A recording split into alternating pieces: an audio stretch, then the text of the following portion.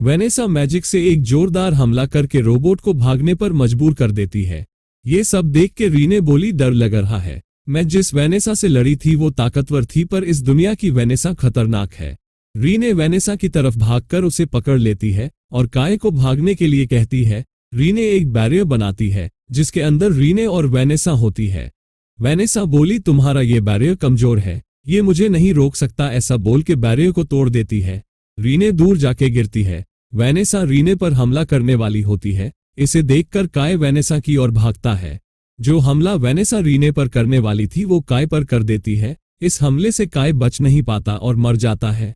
काय को ऐसा देख के रीने गुस्से से भर जाती है। अपने आप उसकी ताकत बढ़ जाती है। रीने के एक ही मुक्के से वेनेसा के मुंह से खून निकलता है और थोड़ी हाथापाई होने के बाद वेनेसा रीने के मुक्के को रोक लेती है। वेनेसा बोली, अरे वाह, तुम ये ताकत पहले दिखाती तो शायद तुम्हारा दोस्त यहाँ से भाग जाता। तुम्हारा दोस्त मारा गया क्योंकि तुमने सही वक्त पर हिम्मत नहीं दिखाई। रीने कोल्ड वे में बोलती है, तुमने सही कहा, लेकिन अब कोई फर्क नहीं पड़ता। मेरे पछताने से काय वापस नहीं आने वाला। वेनेसा, मेरे साथ मरने के लिए तैयार हो जाओ। रीने वेनेसा के दोनों हाथ पकड़कर डेथ कर्ज एक्टिवेट करती है, जो दोनों को एक साथ मार सकता है। लेकिन रीने कमजोर पड़ जाती है, जिससे कर्ज हट जाता है।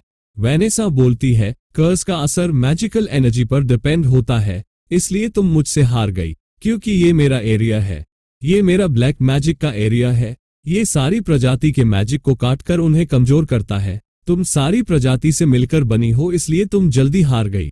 रीने काय से माफी मांगती है। तभी वेनेसा उसे मारने के लिए हमला करती है। हमला रीने को लगता उससे पहले काय उसे बचा लेता है। काय बोला, माफी मत मांगो, अगर तुम लड़ती नहीं तो बेहोशी की हालत में वो मुझे मार देती। काय सोचता है, इस बार फिर मुझे इस स्वॉर्ड ने बचाया है। काय को जिंदा देखकर वेनेसा गुस्सा होकर बोलती है, तुम जमीन पर रेंगने वाले कीड़े हो जो किस्मत से बच गया। ऐसा बोल के ऊपर आसमान से एक बड़ा पत्थर गिराती है। काय अपनी स्वॉर्ड से उसे काटकर टुकड़े कर देता है। वेनेसा अगला हमला प्रिपेयर करती है। तभी काय आशुरान को बोलता है और लाइट्स बंद हो जाती है। वेनेसा सोचती है, इंसानों में मैजिक नहीं होता, इसलिए वो मुझे अंधेरे में नहीं दिखते, पर उसे कोड होल्डर दिखती है तो वो उस पर हमला करती है।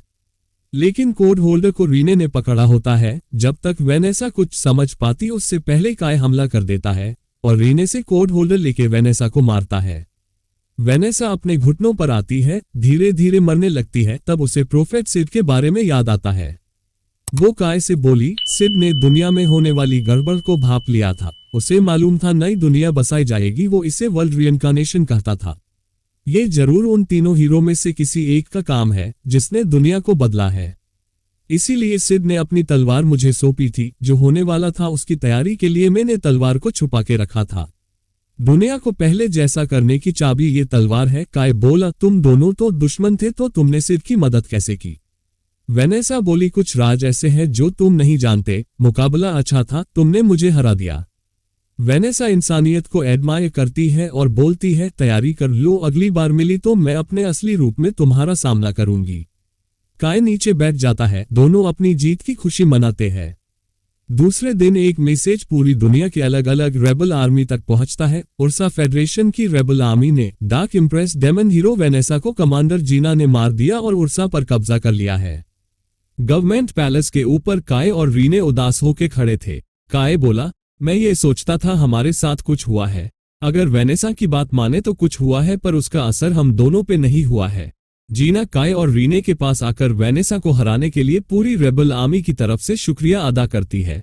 आगे बोलती है, यहाँ पर फिर से सिटी बनेगी, ये काम दूसरे एग्जीक्यूटिव देख लेंगे।